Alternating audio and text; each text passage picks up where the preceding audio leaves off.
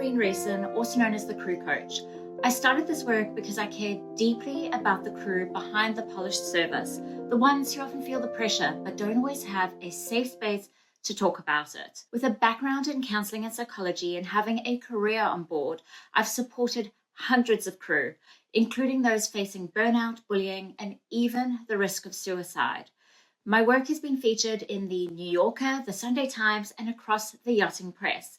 But what means the most is the quiet messages from crew who say, I wouldn't be here if it wasn't for your sessions. Because for me, leadership isn't just about rank. It's about creating cultures where people can thrive, speak up, and be seen. In this episode, I interview Elisa Vagnetti, a true force in the industry who's redefining what strength really looks like. Elisa's story is raw, unfiltered, and deeply relatable. From the shock of confronting a sudden autoimmune diagnosis to reinventing her sense of self, setting firm boundaries, and learning how to actually prioritize health, even in an environment that demands 110% every single day. Forget the grin and bear it attitude. This conversation uncovers the hidden warning signs of burnout, the stigma around asking for help, and how real confidence is built, not given. If you've ever felt stretched to the brink, questioned your limits, or wondered what it really takes to bounce back from adversity, this is the episode for you. Enjoy. Welcome, Elisa Vagnetti. It is such a gift to have you here. We're going to be talking, deep diving in a topic that's obviously very personal to you, but a lot of us can identify with. So thank you for being here. Thank you, Karine. Thank you. It's a pleasure to be your guest. Thank you. So, Elisa, before we start, do you mind giving us a bit of an intro into who you are, your connection to the yachting industry? So perfect. Yes. So, of course, thanks to everybody that is watching me. I'm Elisa Vagnetti. I am now, since 2 years, I have my own consultancy company. I'm Italian. I live now, I'm living in Bordighera, that is close to Monaco and Sanremo. And originally from here, and I spent my working life in between France, Monaco, and Italy and Dubai, and in a different, let's say, more on the financing and bank and a setup of company parts. And during this last time in between Monaco and Dubai, I was working for a multi-family office and companies. So in that time, I get in touch with all the yachting industry part. When I was a young and wild lady, I was used to going out a lot in Nice and Monaco, and of course I met a lot of several crews from the super yachts, and I became friends of most of them. So it was a very good timing back 20 years ago. Yes, wow, long time. Okay, so being diagnosed with an autoimmune disease, do you mind telling us a little bit about it, what it is, and how it developed? Yeah, so as you can see, I have this new look since last year when I lost all my hairs for this autoimmune disease called alopecia. In my case, it's been universalis because every hairs fell down. And so it's been a discovery for me too. I didn't know what was an autoimmune disease. And basically, it's your body that start to fight against you. And slowly talking about many people around me, I discovered that almost, I think, 90% of everybody has a problem like that. Maybe not so evident like alopecia, but also thyroidism or many other little things that can be very, very hard for our body to and for our mind to deal with.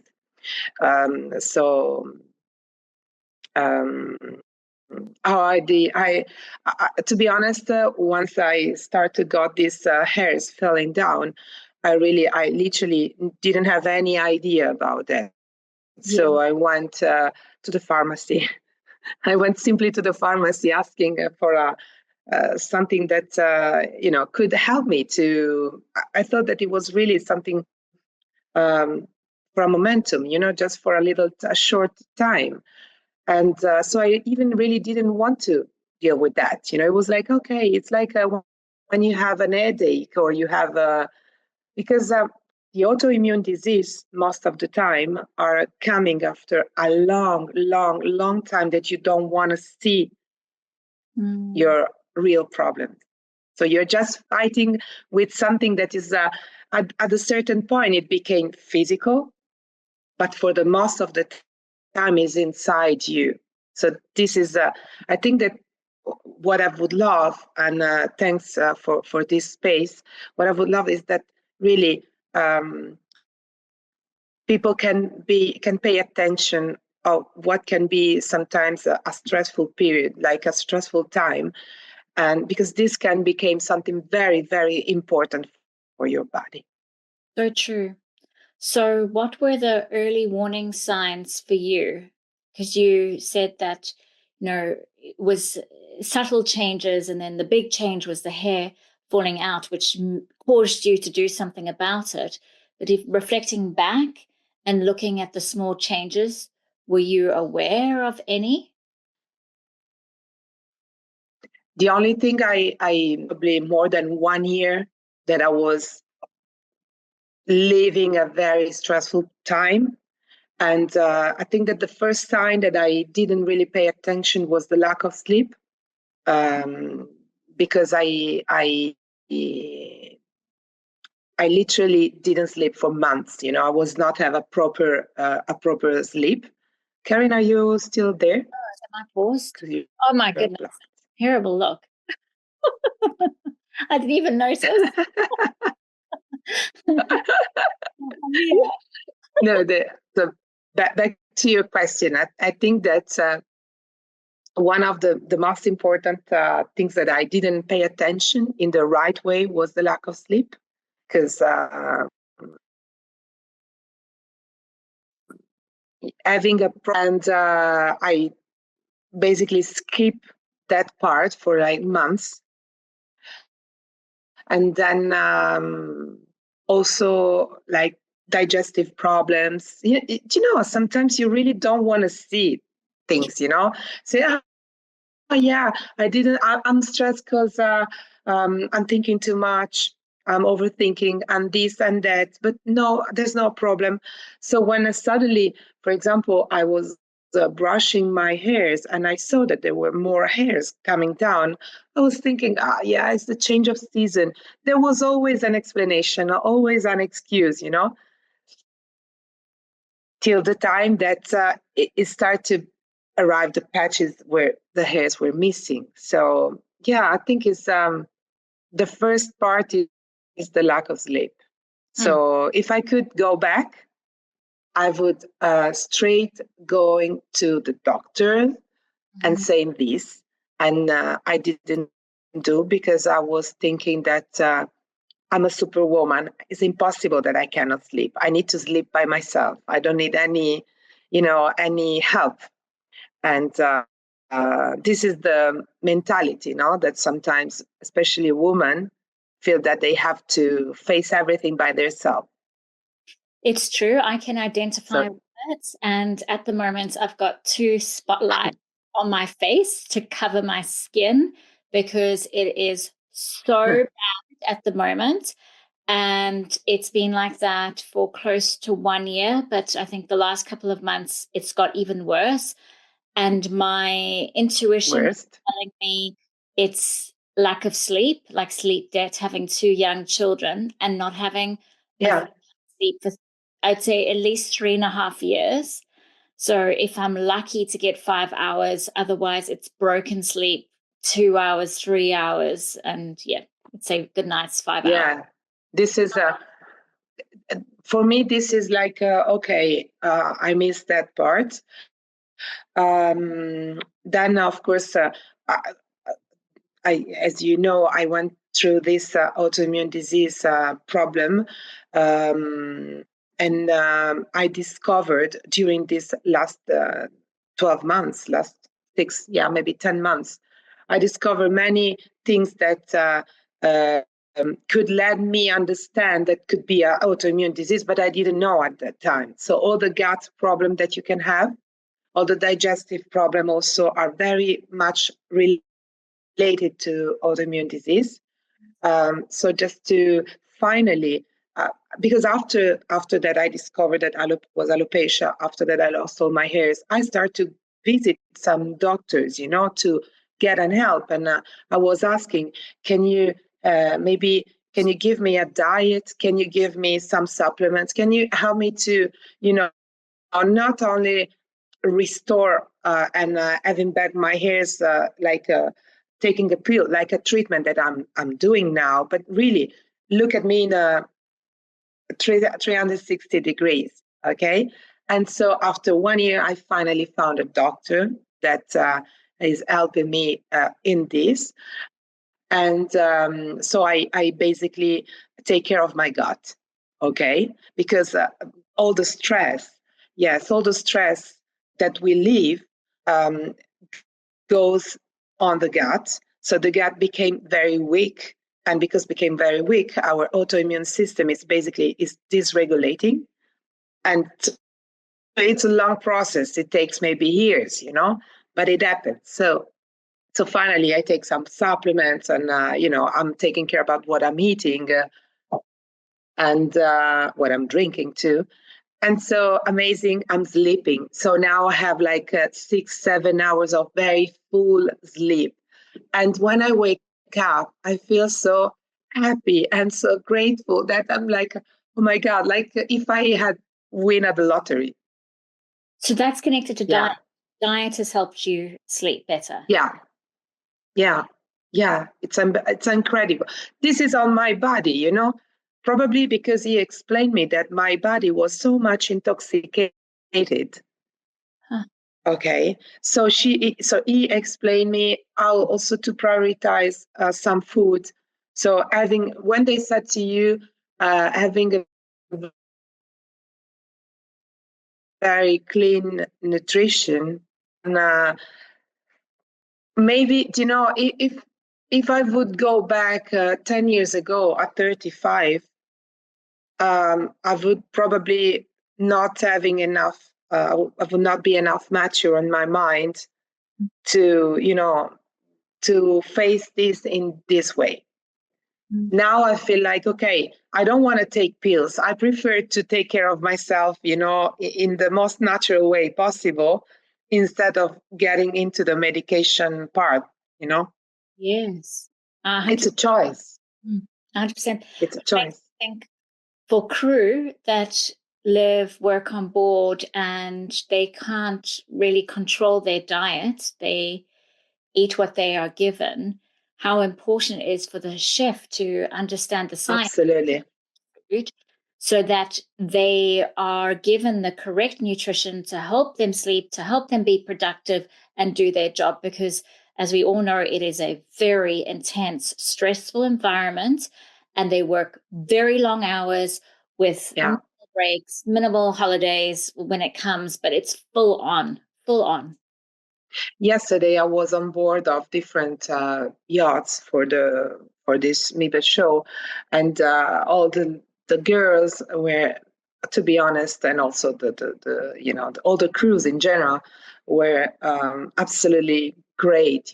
Doing their job in an amazing way, always smiling, always performing. What I say, because at the end of the day, it's a job where you perform, not only for your ship, for all the long, especially for the charter. And of course, that when you are young, okay, your body reacts in a very performant way, so it's easier, it's easier to recover. It's easier to, to be healthy and well very fast. So I'm sure that a correct I think it's not only the chef, it's also the education on that.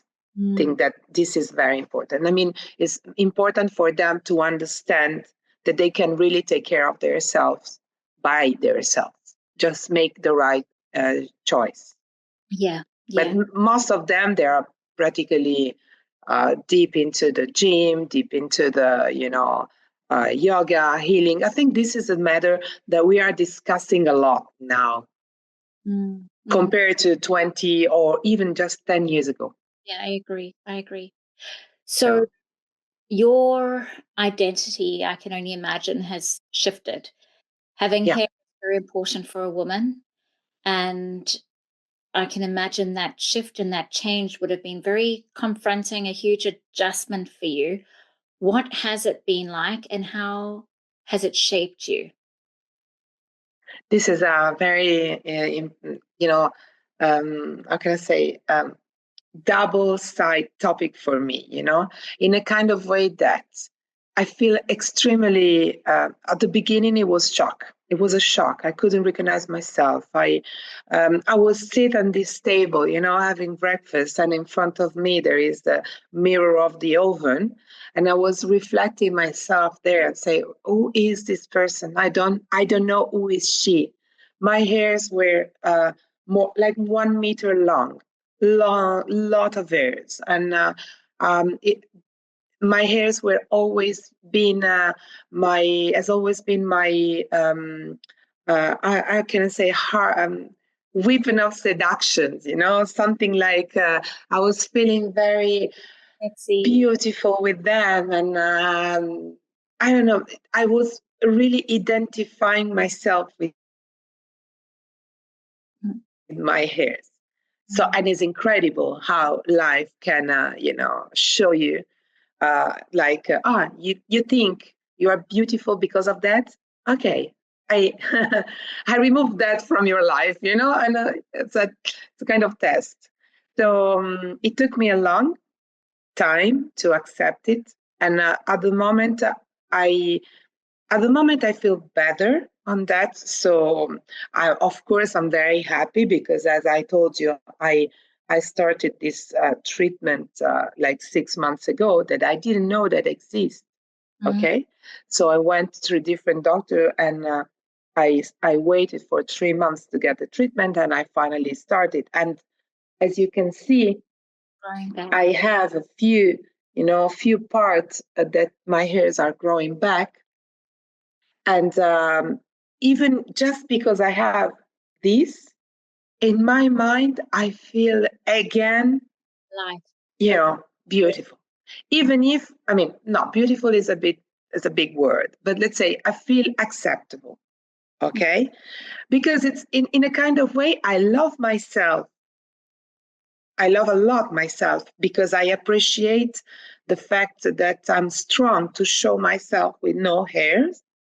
But at the same time, I feel like I lost a lot of my femininity, feminilità, we say. Yes. So I feel like if a man talks to me, I don't feel like he can, he can like me as an attractive woman like before. He can maybe appreciate more my inside part. He can appreciate my boldness, let's say this is it. I mean, I cannot.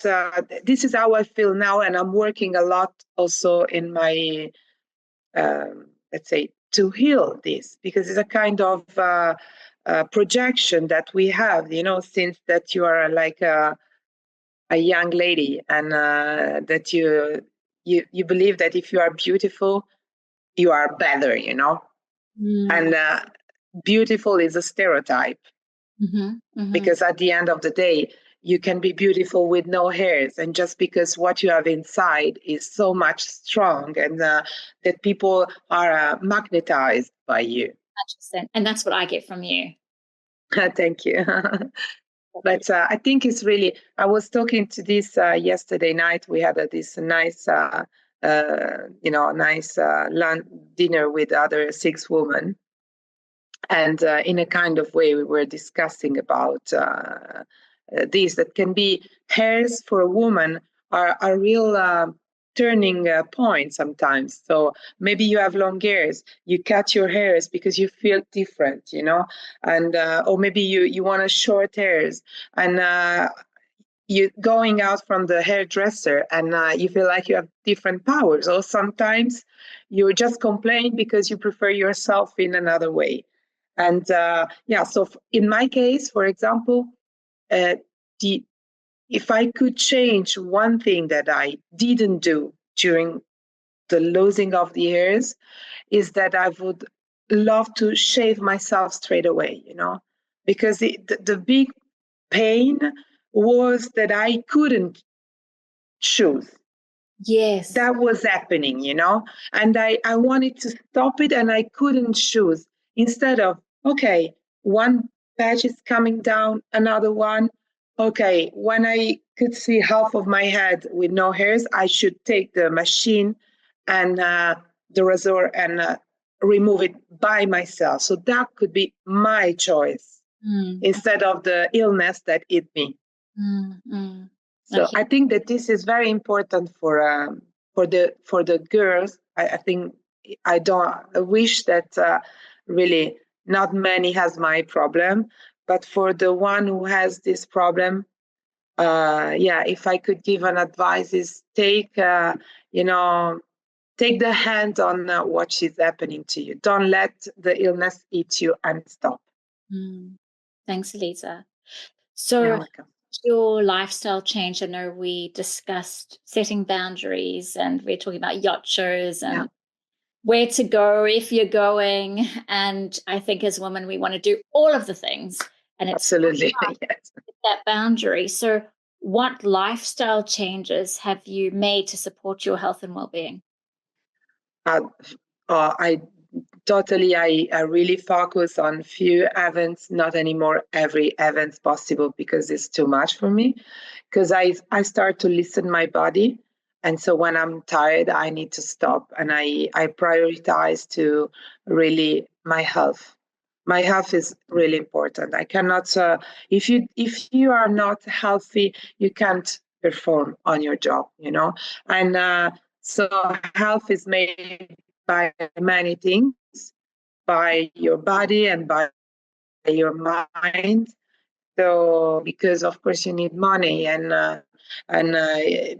you want to earn and you want to do, and but it doesn't make sense, because at the end, if you are not good, and sometimes when you are too tired, you are not good, you are not smiling, you are going around, and you are forcing yourself to stay in a position, and this doesn't work. People understand that. People feel that. So yes, absolutely, setting boundaries. Decide what is really worthy for you or for your business, and maybe it's better to be less present, but more present when you are there. More focused, more happy, more smiling. So short hours, but intense. Yes. And so this is at the moment, what I'm doing. For example, yesterday I was at the show all day. Today I said, okay, I know that there are few people that I have to see, but I prefer to say, okay, I'm coming in the afternoon. So reduce the time, more, organized on who I have to meet and what I have to do. And I said, okay, I'm gonna go having dinner, but very soon going back home, because I really need to, when they said that your house is very important, it's really important, or for the crew can be your cabin. I don't know, it's your space, or going just half an hour away from everybody, It's like taking the time to breathe, taking the time to say, okay, I have a lot, there is a work, but there is also personal space and a personal life. Yes. So for crew who are feeling very stressed and burnt out, I know you do breathing exercises, you've tapped into different resources. what resources would you recommend sharing? I know that different things work for different people, but what's worked for you? And yeah. For me, what worked was staying as much as possible in contact with the nature. Mm-hmm. So as soon as I could, going out and really touching, it looks stupid, but basically touching the grass or sit on the grass or touch the nature around me. The best is stay with the feet on the ground, like literally, touching the the mother nature, and or last summer, like swimming or being in the sea, really, I don't know. And then making some exercise of, like, as you said, breathing, sometimes breathing and touching my chest, sorry. And like when I'm very, very, very, like when anxiety comes, and you're overwhelmed by your thoughts, just, start to remember to breathe, because most of the time we are like stuck. We cannot, we don't realize we do not breathe. We just, yes, we have air getting in because otherwise we would die. But really breathing deep on you, like, okay, and then release, Yeah. And then, of course, there is music that can help. There is meditation, but there's so many kinds of meditation that you can. Everybody has to feel like, how can I say, confident on doing that. It's not that you do the meditation, then you are, okay, I'm good because I did the meditation. No, it's really, you need to feel it deep in on yourself. So sometimes you can even pray, praying is a meditation at the end of the day. So if this makes you feel better, really, I think that the best secret is to listen yourself. So what it makes you feel good, Do you want to stay with a friend 5 minutes on speaking at the phone and really enjoy that conversation? Um, Getting emotional, seeing a movie at the end is good. It's a way to reconnect, it's a way to see what you have inside. Beautiful. What podcasts and books would you recommend? Last question. What books? I went through different books that I like a lot. Joe Dispenza at the moment. So because I feel that I'm good in that time, in that how can I say, in that path. Okay, I'm there, but at the same time, I like also. There are also Italians like that I was listening. It depends on how you feel more comfortable, in which language. And I'm really, I really feel like to do what you feel is good in that moment. So I'm not someone who's, of course, Joe Dispenza, I listened since like almost 2 years now, listen or not regularly, but sometimes, when I want to go and have an inspiration. But it's just you, for example, sometimes you scroll Instagram and you find a page that you like, go and follow this, because maybe it's exactly what you need to listen at that point of your life. So I'm really, really open to that. And then if you start to listen yourself, you will find a way. Yeah. And this is the message I'm getting from you today is trust your gut, listen to your gut, lean into your gut.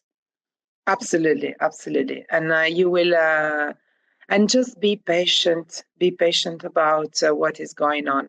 Everything will fall into the right place. And so this is a very, very less hard lesson that I learned.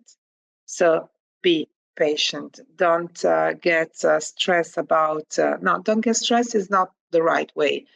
Don't make the pressure blocks you, because sometimes it's the pressure that we put in ourselves that blocks ourselves.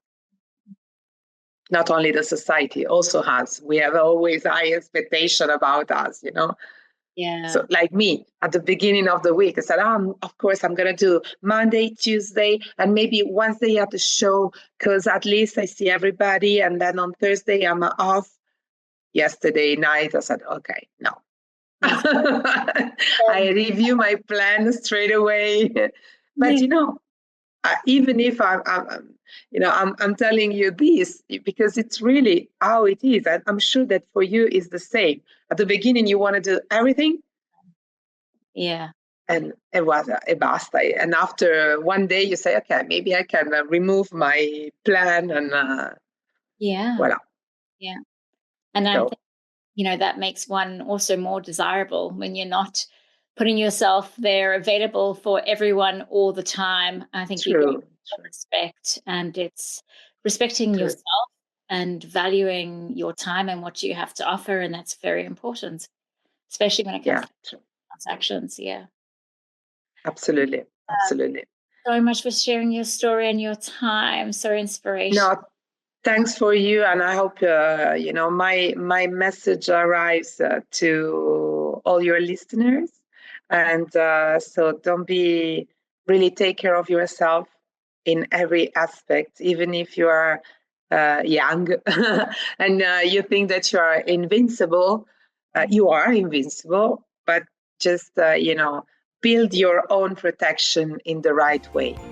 Beautiful. Thanks, Elisa. Okay. Grazie.